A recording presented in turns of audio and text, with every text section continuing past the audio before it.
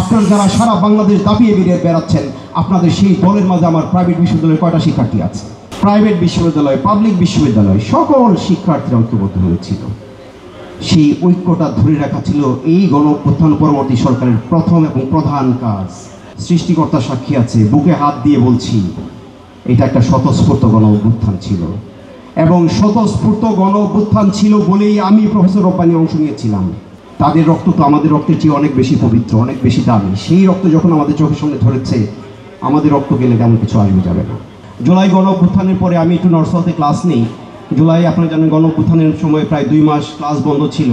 আমি বাংলাদেশের ইতিহাস পড়াই, ইতিহাসের শিক্ষক আমি। দুটো ঘটনা আপনাদের বলবো। আমাদের আপনারা জানেন প্রাইভেট বিশ্ববিদ্যালয়ের শিক্ষার্থীরা কি পরিমাণ ট্রমাটাইজ ছিল। সো নর্থ সাউথ বিশ্ববিদ্যালয় অথরিটি আমাদের বললো যে আপনারা প্রথম দিনে ক্লাসে গিয়ে কিছু পড়াবেন না, তারা খুব ট্রমাটাইজ, আপনারা একটু তাদের কথাগুলো শুনবেন। 1.5 ঘন্টার ক্লাস আপনারা জানেন। গিয়ে ফ্লোর ওপেন করলাম। আমি তাদের প্রথমেই প্রশ্ন করেছিলাম যে আন্দোলনটি শুরু হয়েছিল বৈষম্যের বিরুদ্ধে। কিসের বৈষম্য? কোটা বৈষম্য। কোথায়? বিসিএসে। তো তোমরা তো নর্থ সাউথের ছেলেমেয়েরা কখনো বিসিএস পরীক্ষায় অংশ নাও, এই আন্দোলনে গেলে কেন? আমি জাস্ট একদম ভাবে এই প্রশ্নটি করেছিলাম, ওয়াই ইউ ওয়্যার দেয়ার, তোমরা কেন রক্ত ছড়ালে? তোমরা তো কখনো বিসিএস অংশ নাও না। তারা আমাকে দুটো বিষয় বলেছিল, স্যার আমরা রক্ত ঝরিয়েছিলাম ইনসাফ প্রতিষ্ঠার জন্য, আমরা আমাদের রক্ত দিয়েছিলাম আমাদের পাবলিক বিশ্ববিদ্যালয়ের ভাইদের যে রক্ত ঝরিয়েছে সেই রক্তের বদলা দেওয়ার জন্য আমরা আমাদের রক্ত ঝরিয়েছিলাম। এখন পাবলিক বিশ্ববিদ্যালয়ের যেসব সমন্বয়করা নেতা হয়েছেন, বড় বড় দল গঠন করেছেন, রাষ্ট্র দখল করেছেন, সরকার দখল করেছেন, দাপিয়ে বেড়াচ্ছেন, তারা সেই প্রাইভেট বিশ্ববিদ্যালয়ের শিক্ষার্থীদের কতটুকু স্পেস দিয়েছেন? আপনার যারা সারা বাংলাদেশ দাপিয়ে বেরিয়ে বেড়াচ্ছেন, আপনাদের সেই দলের মাঝে আমার প্রাইভেট বিশ্ববিদ্যালয়ের কয়টা শিক্ষার্থী আছে? সেই মনে সেই মনে আমি বক্তব্য আগেই বলেছি, আমি যদি বলা শুরু করি দীর্ঘক্ষণ লাগবে। এরপর 29 জুলাই আপনারা জানেন, যেহেতু আমার বক্তব্যটি উপস্থাপন করেছেন, একটু সেদিন কেন সেই বক্তব্য দিয়েছিলাম। সারা দেশে লকডাউন, আপনারা জানেন, লকডাউন না, কারফিউ।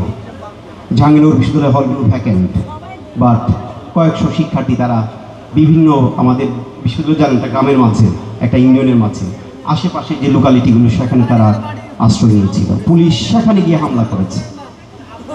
29 জুলাই জাহাঙ্গীরনগর বিশ্ববিদ্যালয়ের একটা কথা বলতে হবে আপনাদেরকে, সেটা হচ্ছে আপনারা জানেন একটা কৌশলগত জায়গায় জাহাঙ্গীরনগর বিশ্ববিদ্যালয় অবস্থান, সেটা হচ্ছে ঢাকা রিচা মহাসড়কের পাশে অবস্থান। ফলে এই জুলাই গণঅভ্যুত্থানের সেই কারফিউর মাঝে জাহাঙ্গীরনগর বিশ্ববিদ্যালয়ের শিক্ষার্থীরা প্রতিদিন ঢাকা রিচা মহাসড়কে গিয়েছে। টহলরত পুলিশের গাড়ির সামনে, টহলরত সেনাবাহিনী গাড়ির সামনে তারা সেই স্বৈরাচার বিরোধী, শেখ হাসিনা বিরোধী স্লোগান দিয়েছে। একদিনও তারা কর্মসূচি ছাড়া থাকেনি। I am proud of that. সেই অবস্থায় 29 জুলাই আমার শিক্ষার্থীরা বললো, স্যার আমরা একটা বিক্ষোভ মিছিল করবো, আপনাকে থাকতে হবে। আমি হাজির হলাম। 150-200 শিক্ষার্থী আমার সামনে একটা ছোট্ট বিক্ষোভ মিছিলের পরে সেই সংক্ষিপ্ত সমাবেশ আমাদের কেন্দ্রীয় শহীদ মিনারে। আমার ওই দিন একটাই বিষয় মাথায় কাজ করেছে, যে সারা দেশে স্কুল, কলেজ, মাদ্রাসা, বিশ্ববিদ্যালয়ের শিক্ষার্থীদের উপর যে হত্যাযজ্ঞ নেমে এসেছে, যেভাবে আমাদের শিক্ষার্থীদেরকে খুন করা হচ্ছে, গুম করা হচ্ছে, অ্যারেস্ট করা হচ্ছে, ব্লক রেড দিয়ে তাদেরকে ধরে নিয়ে যাওয়া হচ্ছে, এটা বন্ধ করার একটাই মাত্র রাস্তা খোলা, সেটা হচ্ছে আপামর জনসাধারণকে রাস্তায় নেমে আসতে হবে। এই শেখ হাসিনার বিরুদ্ধে সবাইকে আওয়াজ তুলতে হবে। আপনারা নিশ্চয়ই জানেন 27, 28, 29 তারিখ সেই কারফিউর মাঝে এদেশের বুদ্ধিজীবী, শিক্ষক, বিভিন্ন শ্রেণী পেশার মানুষ কিন্তু সবাই ভয়ে ঘরে ঢুকে গিয়েছিল। শেখ হাসিনার বিরুদ্ধে কথা বলার সাহস থেকে কেউ পায়নি। বসুন্ধরা ডায়াপেন্ট এখন আরও উন্নত। এই হট এয়ার থ্রো টপশিট দ্রুত শোষণ করে সোনামণিকে দেয় কোমল অনুভূতি। আমার উদ্দেশ্য ছিল যে মানুষকে বের করা। আমি আবারও বলছি, বিনয়ের সাথে বলছি, এই নিয়ে আমি কখনো কোনো কৃতিত্ব দাবি করিনি, ভবিষ্যতেও করবো না। আমি কৃতিত্ব দাবি করি, শুধু ইতিহাস বলছি। আমার সেদিনের বক্তব্য 2 মিনিটের কম। প্রথম 1 মিনিট আমার যে শিক্ষার্থীদের সারা দেশে হত্যা করা হয়েছে, আমি তার বিচার চেয়েছিলাম যে শিক্ষক হিসেবে। আমার যে শিক্ষার্থীদেরকে গুম করা হয়েছিল, আমি তাদেরকে ফেরত চেয়েছিলাম। আমার শিক্ষার্থীরা ঘরে ঘুমোতে পারতো না, আমি আমার শিক্ষার্থীদেরকে ঘরে ঘুমোতে দেওয়ার পরিবেশ চেয়েছিলাম। আমি আমার শিক্ষা প্রতিষ্ঠান খুলে দেওয়ার আহ্বান জানিয়েছিলাম। সর্বশেষ আমি আমার বক্তব্যটি শেষ করেছিলাম ওই যে মানুষকে রাস্তায় যাওয়ার আহ্বান জানিয়ে। হঠাৎ আমার মনে হলো যে আমি আমার নিজের ভাষায় যদি মানুষকে রাস্তায় নামার আহ্বান জানাই, হয়তো মানুষকে স্পর্শ নাও করতে পারে। আমার মাথায় আসলো কবি নবারুণ ভট্টাচার্যের বিখ্যাত সেই কবিতা, এই মৃত্যু উপত্যকা আমার দেশ না। আপনারা নিশ্চয়ই শুনেছেন, একটি দীর্ঘ কবিতা। নবারুণ ভট্টাচার্য নিজেও এই কবিতা আবৃত্তি করেছেন, কিন্তু আমি তো আবৃত্তিকার নই, আমি তো নবারুণ ভট্টাচার্য নই, আমি তো আবৃত্তি করিনি। আমি জাস্ট, আমার কাছে মনে হয়েছে ওই সময় নবারুণ ভট্টাচার্যের কবিতার ওই দেখবেন শুরুর 4 লাইন এবং মাঝখানের 4 লাইন, এই চরণগুলো এত বেশি প্রাসঙ্গিক হয়ে উঠেছিল, এত বেশি বাস্তব হয়ে উঠেছিল, আমার কাছে মনে হচ্ছিল নবারুণ ভট্টাচার্য হয়তো মনে মনে এরকম একটা বাস্তবতা কল্পনা করে এই কবিতাটি লিখেছেন। আমি সেই কথাগুলো উচ্চারণ করেছিলাম। এরপরে এই কবিতার ইম্প্যাক্ট কী সেটা আপনারা জানেন, সেটা নিয়ে আমি আর কিছু বলতে চাই না। অবশেষে ৩৬ জুলাই সেই আমাদের জাতীয় জীবনের একটি গুরুত্বপূর্ণ দিন, একটি গুরুত্বপূর্ণ অর্জন। কিন্তু আপনারা জানেন, একটু আগে বলেছেন আমাদের সেই ৫ তারিখের অর্জন বেহাত হয়ে গেছে বুঝে ৮ তারিখে, অথচ সেই ৮ তারিখে কিন্তু জাতীয় দিবসের ঘোষণা করা হয়েছিল, পরে আপনাদের চাপে আবার সেটা বন্ধ করা হয়েছে। আমি সংক্ষেপ করছি, বুঝে অনেক দীর্ঘক্ষণ হয়েছে, আমি শেষ করে দিচ্ছি। একটা অভূতপূর্ব ঐক্য তৈরি হয়েছিল, যে ঐক্যের মাঝে স্কুল, কলেজ, মাদ্রাসা, প্রাইভেট বিশ্ববিদ্যালয়, পাবলিক বিশ্ববিদ্যালয়, সকল শিক্ষার্থীরা ঐক্যবদ্ধ হয়েছিল। সেই ঐক্যটা ধরে রাখা ছিল এই গণ-অভ্যুত্থান পরবর্তী সরকারের প্রথম এবং প্রধান কাজ।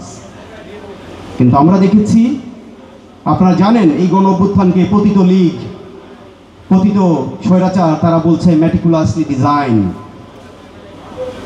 কিন্তু সৃষ্টিকর্তা সাক্ষী আছে, বুকে হাত দিয়ে বলছি এটা একটা স্বতঃস্ফূর্ত গণ-অভ্যুত্থান ছিল। এবং স্বতঃস্ফূর্ত গণ-অভ্যুত্থান ছিল বলেই আমি প্রফেসর রব্বানী অংশ নিয়েছিলাম। আপনাদের আরেকটা কথা বলি, আমাকে বিভিন্ন জায়গায় প্রশ্ন করছে, বিভিন্ন মিডিয়াতে, যে স্যার অনেকেই তো বলছে এই গত 1 বছরের বর্তমান পরিস্থিতিতে আমাদের আন্দোলন অংশ নেওয়া ভুল ছিল। আমি তাদেরকে দৃঢ় কণ্ঠে বলেছি, এখনও বলছি, আপনাদের সামনে বলছি, গত 1 বছরে এই সরকারের ব্যর্থতার কারণে, এই ঐক্য ভেঙে যাওয়ার কারণে, নানান কিছু হয়ে যাওয়ার কারণে যারা মনে করছে যে তাদের এই গণ-অভ্যুত্থানে অংশ নেওয়া ভুল ছিল, তারা সম্পূর্ণভাবে ভুল। কারণ গণ-অভ্যুত্থান পরবর্তীতে যারা ভুল করছে তাদের ভুলের কারণে গণ-অভ্যুত্থানে আমি যে দায়িত্ব পালন করেছি সেটা ভুল হতে পারে না। গণ-অভ্যুত্থানে আমি যে দায়িত্ব পালন করেছি সেটা মনে করি আমার জীবনের শ্রেষ্ঠতম দায়িত্ব পালন করেছি, পবিত্রতম দায়িত্ব পালন করেছি। এর জন্য আমাকে মেরে ফেলা হবে, আমি ওপেন আছি, মৃত্যু ঝুঁকি নিয়ে ঘুরে বেড়াচ্ছি, একদমই চিন্তা করি না। সেটা জীবন একটাই, ক্ষুদ্র একটা জীবন, দেশের জন্য সেই জীবন উৎসর্গ করেছেন আমাদের সন্তানরা। তাদের রক্ত তো আমাদের রক্তের চেয়ে অনেক বেশি পবিত্র, অনেক বেশি দামি। সেই রক্ত যখন আমাদের চোখের সামনে ধরেছে, আমাদের রক্ত গেলে তেমন কিছু আসবে যাবে না।